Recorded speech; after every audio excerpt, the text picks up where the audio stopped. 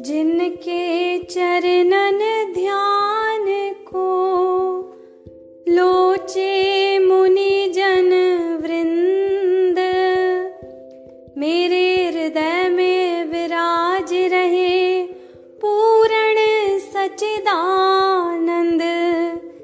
सच्चिदानंद पूर्ण धनी सहज अद्वैतानंद, महिमा कह विधि गा सके दासन दास मति मंद।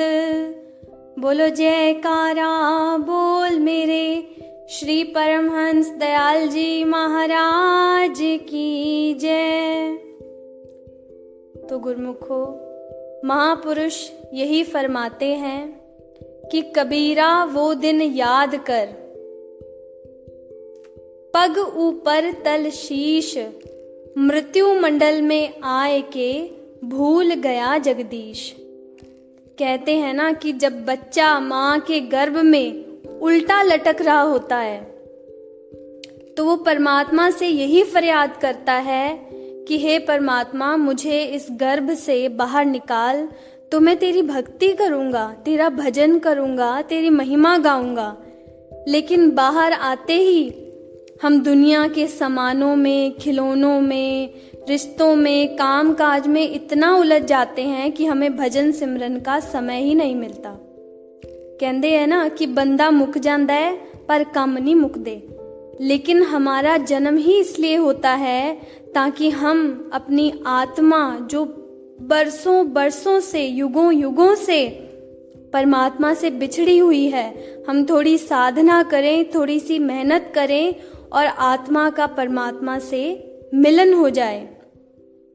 तभी तो कहते हैं ना कि परमात्मा से आत्मा जुदा रही बहुकाल, सुंदर मेला हो गया जब श्री सतगुरु मिले दयाल।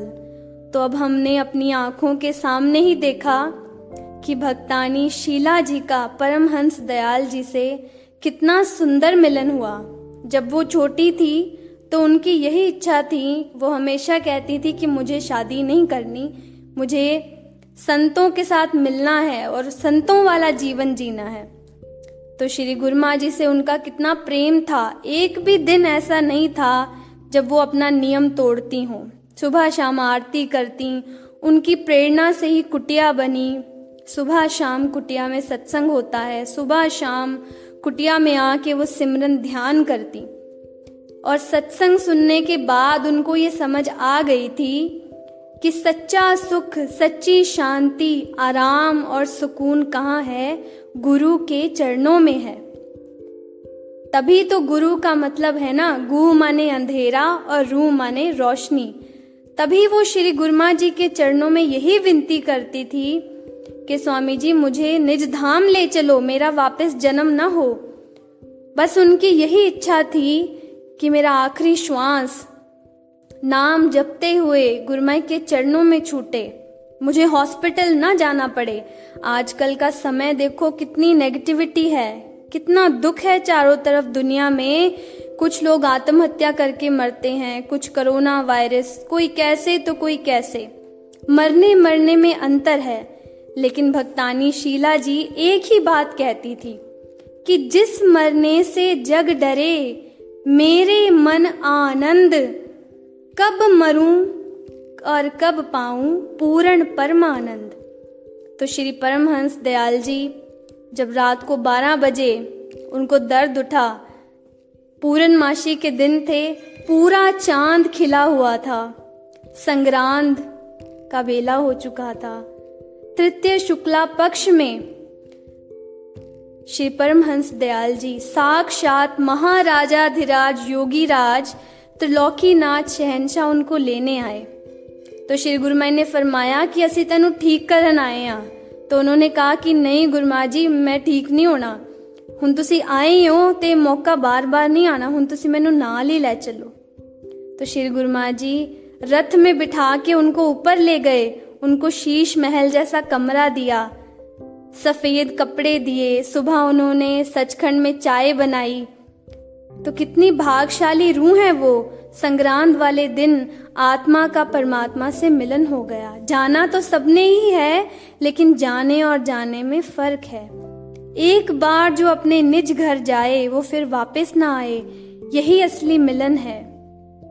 उन्होंने अपना पूरा जन्म सफल कर लिया, क्योंकि इसी क्षण के लिए, मुक्ति के लिए तो हम सारी उम्र भक्ति करते हैं। ऋषि मुनि गुफाओं में जाके कितनी तपस्या करते हैं कि उनको मुक्ति मिले, वापस जन्म न लेना पड़े, इस दुनिया में, इस कलयुग में 84 लाख योनियों में दोबारा ना आना पड़े।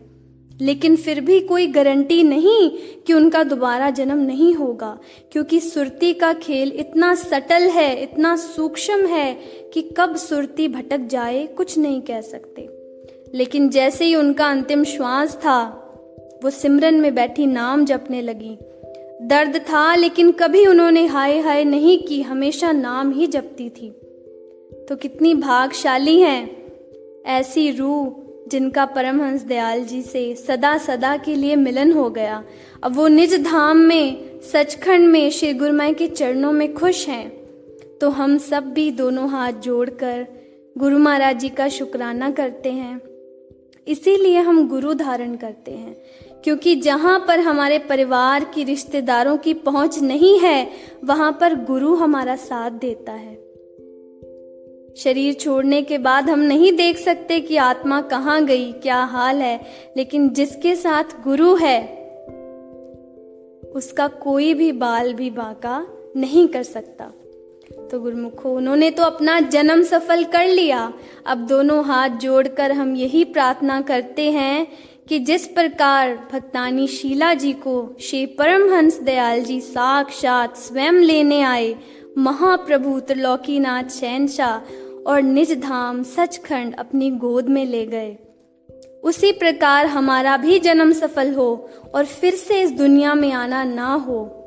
जिस प्रकार उन्होंने भक्ति की, सेवा सिमरन किया, भगत जी ने ध्यान सिमरन में देखा कि ऊपर भी वो सेवा ही कर रही हैं, बहुत खुश हैं, स्वस्थ हैं और ऊपर से हमें आशीर्वाद दे रही हैं।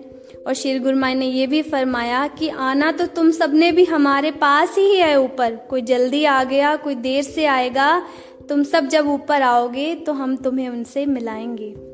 तो गुरुमाई से यही विनती करते हैं कि जिस प्रकार उन्होंने अपना जन्म सफल किया, परमहंस दयाल जी खुद उनको लेने आए, उसी तरह हमारा भी जन्म सफल हो।